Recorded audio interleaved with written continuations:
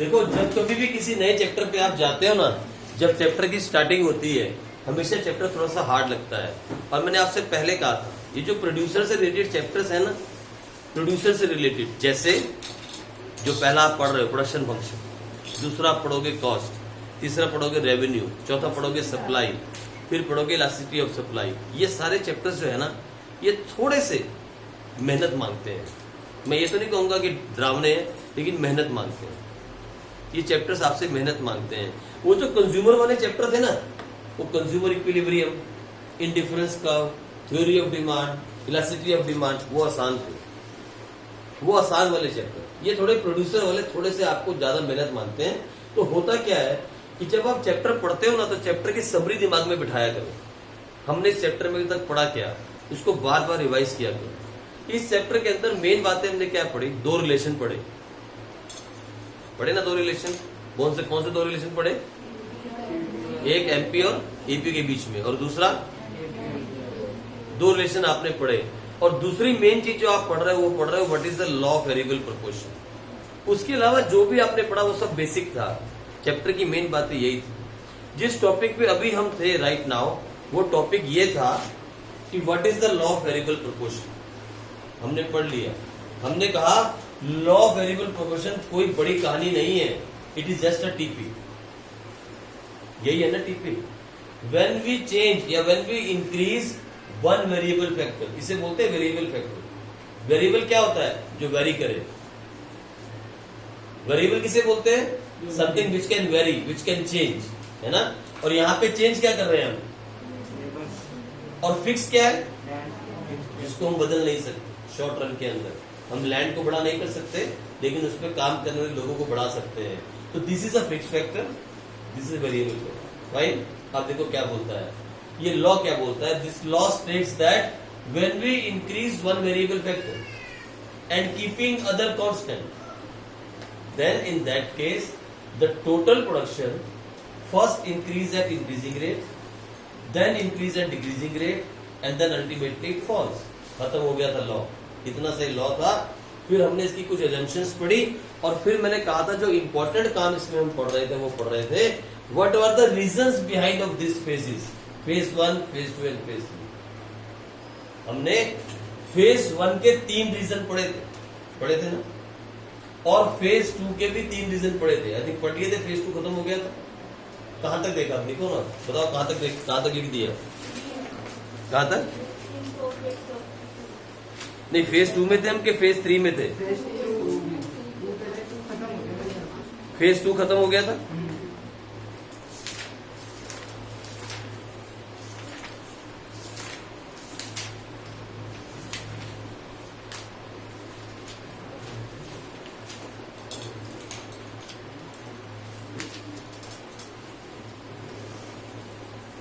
Phase 2 के कौन कौन से कारण हमने लिखे थे, बताओगे मेरे को कौन कौन से लिखे थे।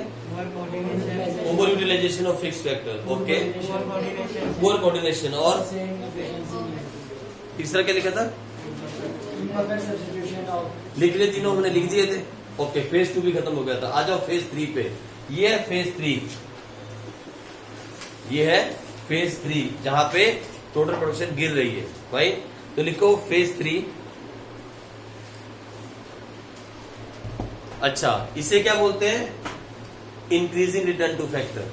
इसे क्या बोलते हैं, डिक्रीजिंग रिटर्न टू फैक्टर। और इसे क्या बोलते हैं, नेगेटिव रिटर्न टू फैक्टर। लिखो, it means negative return two factor.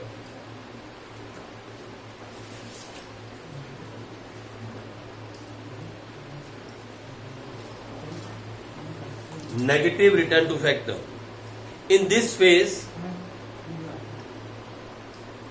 this phase, the TP start falling.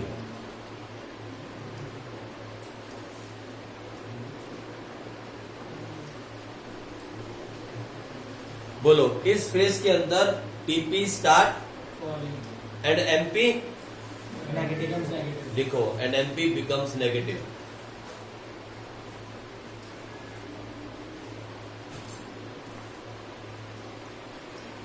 अब ऐसा होता क्यों है, जब हम जगह के ऊपर लेबर को बढ़ाते चले जाएं,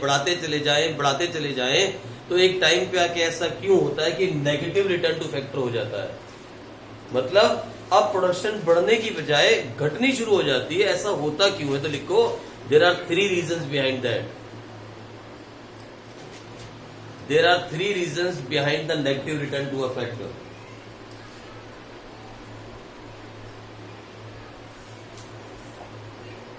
reason number 1, limitation of fix factor.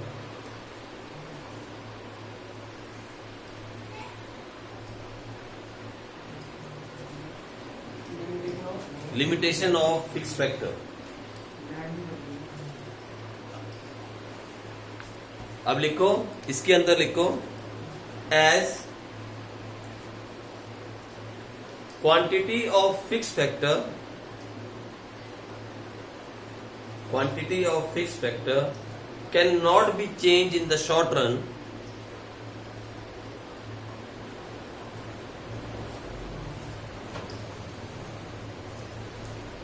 comma, then there is a excessive use of fixed factor.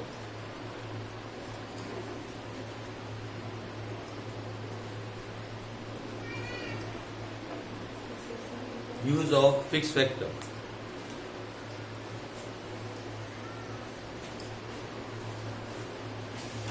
The fixed factor is indivisible.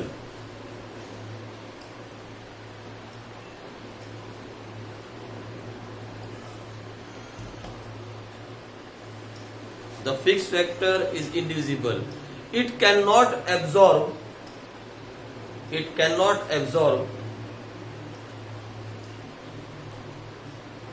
the increasing quantity of variable factor.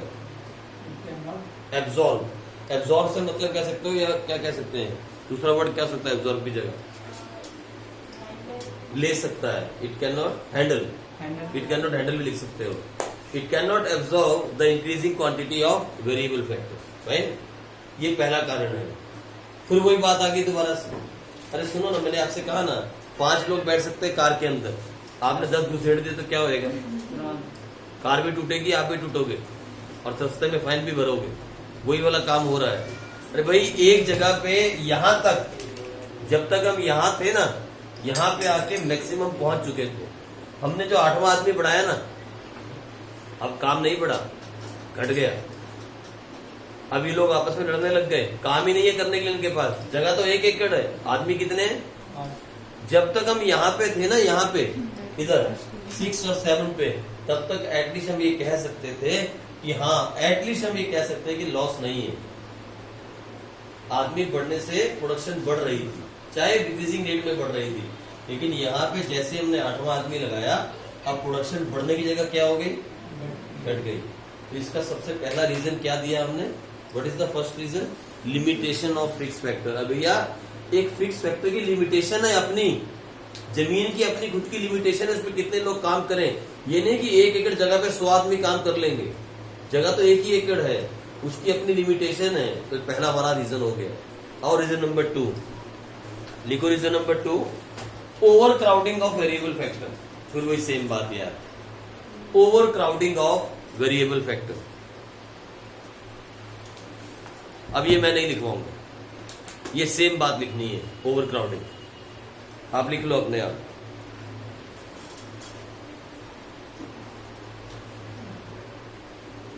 लिख लोगे अपने आप?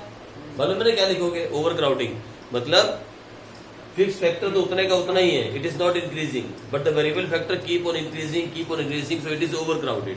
तो उससे क्या हो गया? Poor coordination, fight, and then result क्या हुआ? Total production start. ठीक है जी, लिख लो आप लिख लो 2 लेने अपने आप. ओवर क्राउडिंग सेम चीज है, बार बार क्यों लिखवानी है?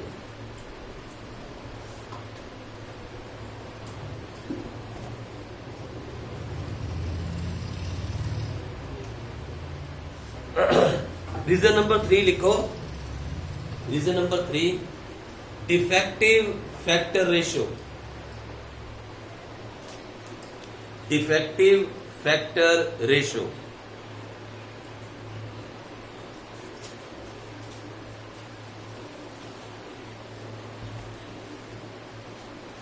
देखो, because of the overcrowding of variable factor, because of the overcrowding of variable factor,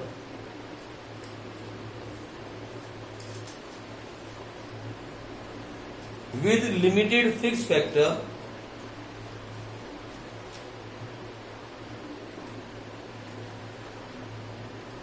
with limited fixed factor, the ratio between them, the ratio between them is defective.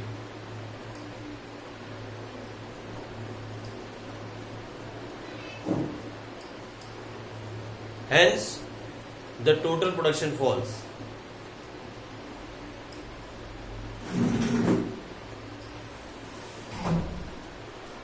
ठीक है जी, मतलब एक जो रेशो है काम करने की, 1 एकड़ जगह पे कितने लोग काम करेंगे, वो रेशो भी गलत हो चुकी है. It's a defective ratio. ठीक है, तो सेम कारण है सारे के सारे. All the 3 reason are same. सारे के सारे रीजन एक जैसे ही हैं. ठीक है जी. अच्छा, अब मैं आपसे क्वेश्चन, जीके का क्वेश्चन है, जीके का आपसे पूछता हूँ.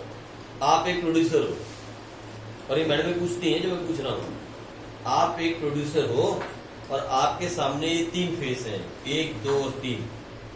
फाइन, कोई भी आंसर मत देना, हाथ खड़ा करना जिसको मालूम, फिर हम एक एक से पूछेंगे. ठीक है, क्वेश्चन चैप्टर खत्म है, बस छोटे छोटे से एक और रह गया, मैं आपको करवा देता हूँ बुक से, क्या बोलते हैं रिलेशन. बाकी चैप्टर खत्म हो गया ऑफिशियली.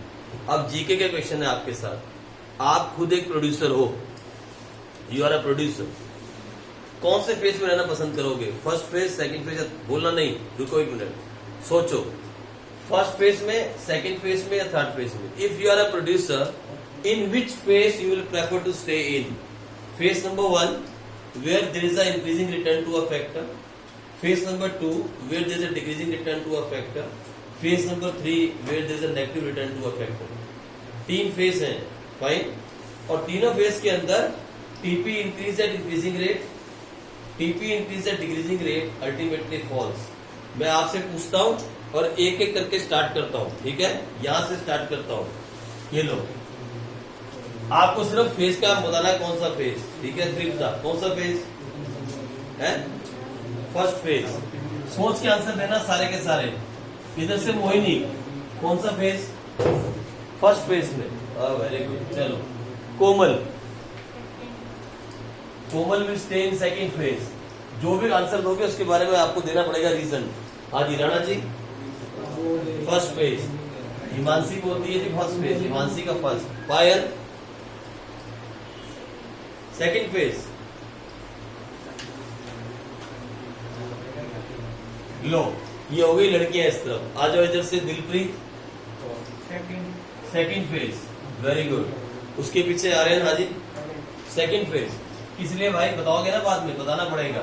हाँ जी, जसप्रीत, फर्स्ट फेज. ओके, यहाँ आ जाते हैं. इधर तो छोड़ दो, ये इधर नया आया अभी. हाँ, नमन, नमन. ओके, पंकज. ओके, इधर से अंकुश, अंकुश नाम है उसका, अंकुश. हाँ, अंकुश कौन से? इधर से कुलविंदर, और इधर से निखिल. हाँ, सेकंड फेज. अच्छा लो, 1 2 3 4 5 6 7 8 9 10 11 12 13, और इधर से धृति भी. अच्छा, धृति भी है. लो, इधर आ जाओ. हाँ जी, बोलो. Second phase. अच्छा, ये आप तो नए आए हो, आपसे भी पूछ के फायदा नहीं, आप पढ़ोगे धीरे धीरे. लेकिन चैप्टर में साथ आ जाओ हमारे, एटलीस्ट जो ये वाले चैप्टर में साथ आ जाओ. इसको इस चैप्टर की वीडियोस दे दो ताकि ये इस चैप्टर में साथ आ जाए. है, ये यूट्यूब से भी ले सकता है ना सीधे जाके. लो, इधर देखो, सुनो मेरी बात, सुनो गौर से. अब मेरी बात सुनो. जिस किसी ने भी फर्स्ट फेज का, फर्स्ट फेज क्यों कहा? प्रोडक्शन हमारी बढ़ रही है और इंक्रीज कर रही है इंक्रीजिंग रेट में, तो आपको फर्स्ट फेज में अच्छा लगा. Okay, first phase. जिस किसी ने सेकंड फेज कहा, उसने सेकंड फेज क्यों कहा?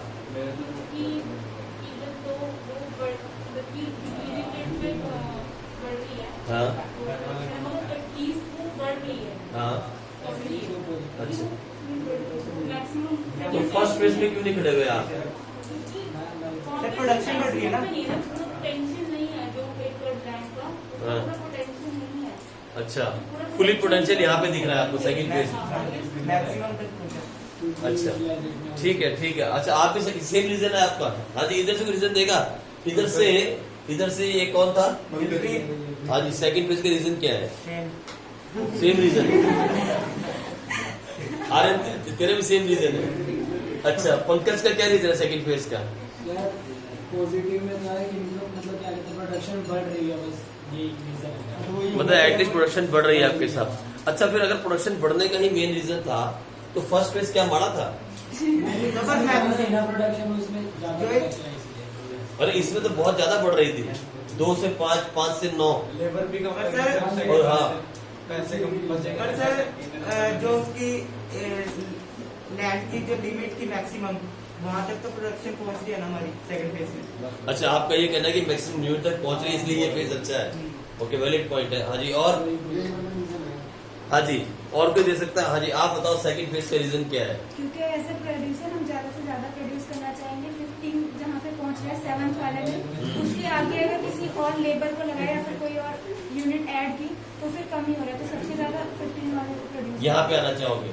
अच्छा देखो, सुनो मेरी बात सुनो।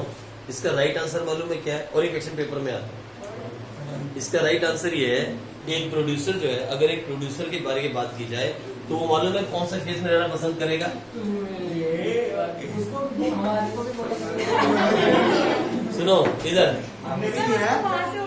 अब सुनो मेरी बात, इधर देखो, एक मिनट। लेकिन आप सबने जो रीजन दिया वो कुछ हद तक वैलिड है, लेकिन सही रीजन आपने नहीं दिया। मालूम है क्यों? मैं बताता हूँ रीजन क्या है।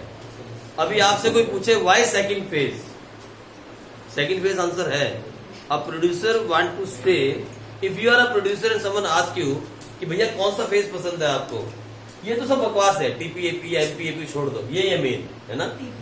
ये एपी एमपी तो इससे निकला है बाद में।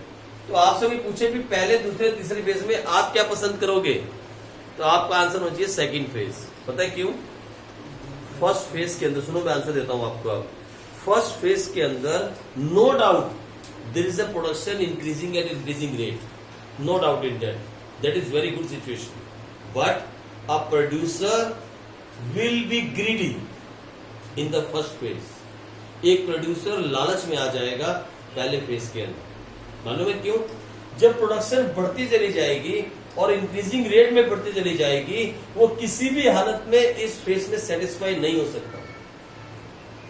आप मेरी बात समझे कि नहीं समझे? आप अगर सुनो ना मेरी बात, अगर आप कुछ काम कर रहे हो और उस काम को करने का आपको आउटपुट मिलता चला जाए, आप बैठ जाओगे? नहीं बैठोगे, आप करते चले जाओगे। आप कब बैठोगे?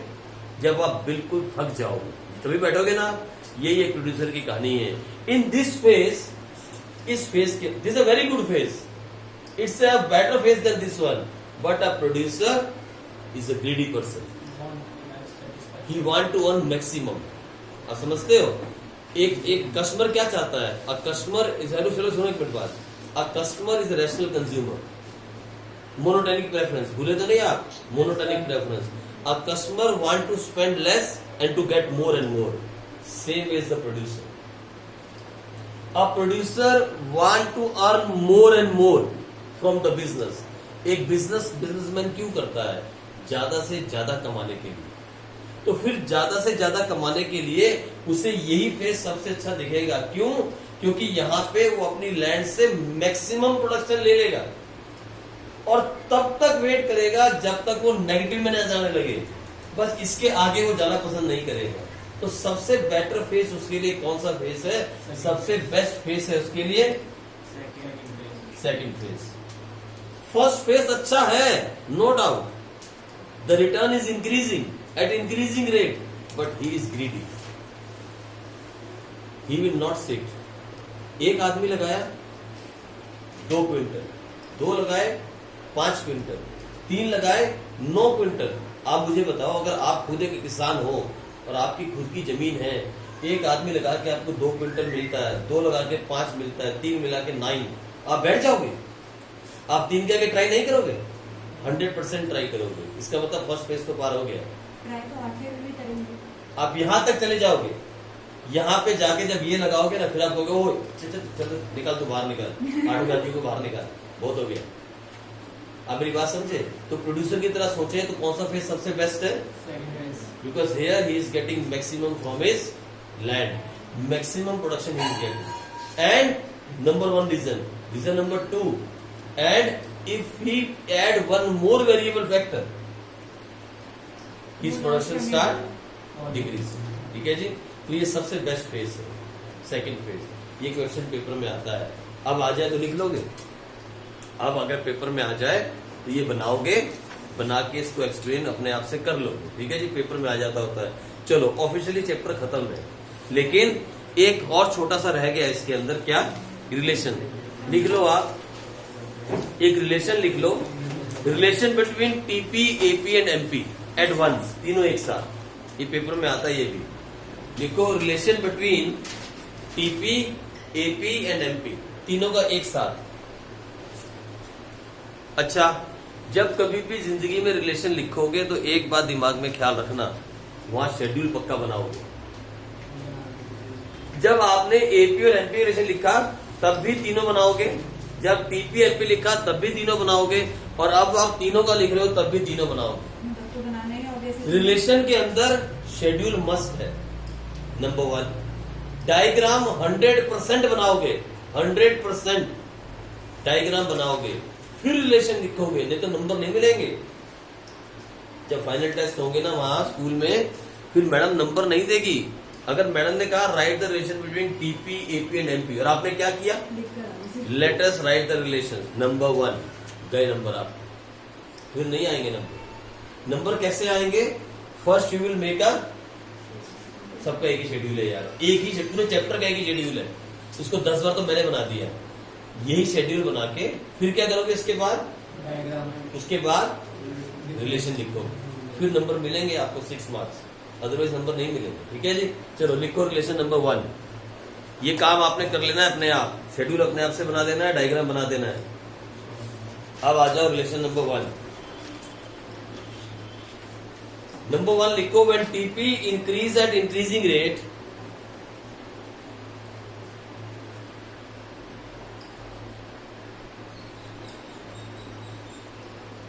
Relation number 1, when TP increase at increasing rate. मैं चुप हो गया, अब नहीं बोलूंगा आगे।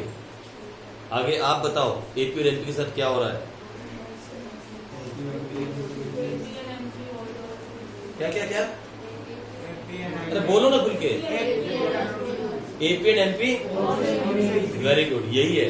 AP and MP also increase, दिख रहा है साहब? मैं क्या बोलूं? बहुत बढ़िया हुआ।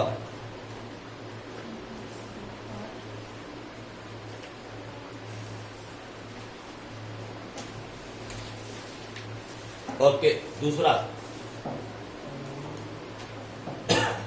मैं बोलूंगा आधा आधा, आप पूरा करोगे, ठीक है? When TP increase and decrease, ना बोलो अभी नहीं। When TP just begin, when TP just begin to increase at decreasing rate, when TP just begin, जैसे ही टीपी बिगिन हुई, just begin to increase at decreasing rate, at that time लिखो AP is equal to MP. ये वाला case क्या रहा है? Sir इतनी सी बात कर रहा है, just begin, when TP just begin to increase at decreasing rate, MP is equal to AP at that case. ठीक है जी, आ जाओ आगे। अब आ जाओ तीसरा, फिर मैं आधा बोलूंगा आधा आप। When TP increase at decreasing rate, MP also increase at decreasing rate, और AP और MP AP डिक्रीज, AP क्या कर रही है? डिक्रीज कर रही है, इंक्रीजिंग रेट, इंक्रीजिंग रेट, दोनों डिक्रीज कर रही है। दोनों, पर ये ये भी तो decrease- वो हो जाएगी ना, ये भी डिक्रीज कर रही है, 0 हो जाएगी ना MP तो। और तो मैक्सिमम करके करते हैं, लेकिन देखो दोनों डिक्रीज कर रही है, दोनों डिक्रीज। तो लिखो when TP increase at decreasing rate, AP and MP falls, AP and MP falls। Okay, आगे चलते हैं। When TP is at maximum, अब बोलो, when TP is at maximum, MP 0, AP falls, AP falls and MP become 0. When TP is at maximum, AP falls and NP becomes 0.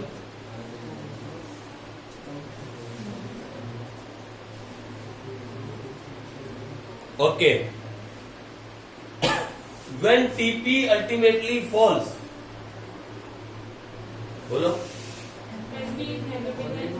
MP is negative and AP false. खत्म हो गया. ये तो पता क्या है, एक पेज में, ये देखो, एक पेज में रिलेशन लिखे हैं, एक पेज. अरे बिना बात की बातें हैं यार. ये शेड्यूल को सामने रखो, रिलेशन को एक बार पढ़ो, दोबारा जिंदगी में कभी रिटर्न नहीं मारना पड़ेगा. ठीक है जी.